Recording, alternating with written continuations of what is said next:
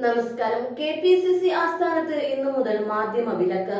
അനുമതിയില്ലാതെ മാധ്യമപ്രവർത്തകർ KPCC വളപ്പിൽ കയറരുതെന്നാണ് നിർദ്ദേശം. വാർത്താ സമ്മേളനങ്ങൾക്ക് മാത്രമാണ് ഇനി മാധ്യമങ്ങൾക്ക് പ്രവേശനം അനുവദിക്കുക.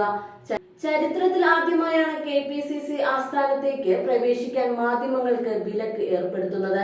KPCC അധ്യക്ഷൻ K സുധാകരന്റെ നേതൃത്വ മാറ്റവുമായി ബന്ധപ്പെട്ട വാർത്തകളാണ് പാർട്ടി നേതൃത്വത്തെ പ്രകോപിപ്പിച്ചത്. K സുധാകരന് പകരം പുതിയ അധ്യക്ഷനെ പ്രഖ്യാപിച്ചേക്കുമെന്നായിരുന്നു പുറത്തുവന്ന റിപ്പോർട്ടുകൾ. നേതൃമാറ്റത്തിൽ പാർട്ടി നേതൃത്വം ഉറച്ചു നിൽക്കുകയാണെന്നും ആന്റോ ആന്റണി MPക്കാണ് സാധ്യതയെന്നും റിപ്പോർട്ടുകൾ ഉണ്ടായിരുന്നു.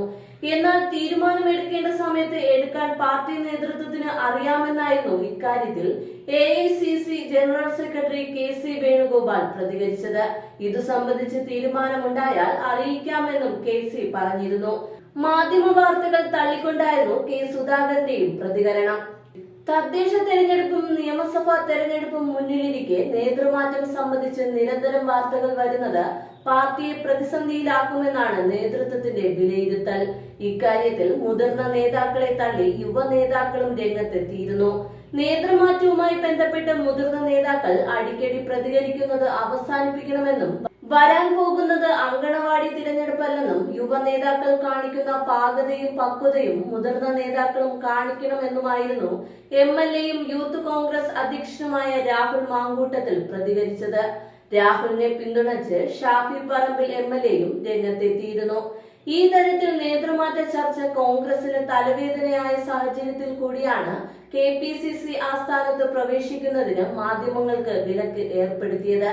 അതേസമയം KPCC അധ്യക്ഷ തെരഞ്ഞെടുപ്പുമായി ബന്ധപ്പെട്ട് പരസ്യ പ്രതികരണത്തിന് ഇല്ലെന്ന് മുതിർന്ന കോൺഗ്രസ് നേതാവ് രമേശ് ചെന്നിത്തല പറഞ്ഞു. ഇതുമായി ബന്ധപ്പെട്ട ചോദ്യങ്ങൾ തന്നോടല്ല കേരളത്തിന്റെ ചുമതലയുള്ള ജനറൽ സെക്രട്ടറി അടക്കമുള്ള നേതാക്കളോടാണ് ചോദിക്കേണ്ടതെന്ന് രമേശ് ചെന്നിത്തല പറഞ്ഞു. മഹാരാഷ്ട്ര തദ്ദേശ തെരഞ്ഞെടുപ്പ് ചർച്ചകൾക്ക് എത്തിയപ്പോഴായിരുന്നു ചെന്നിത്തലയുടെ പ്രതികരണം.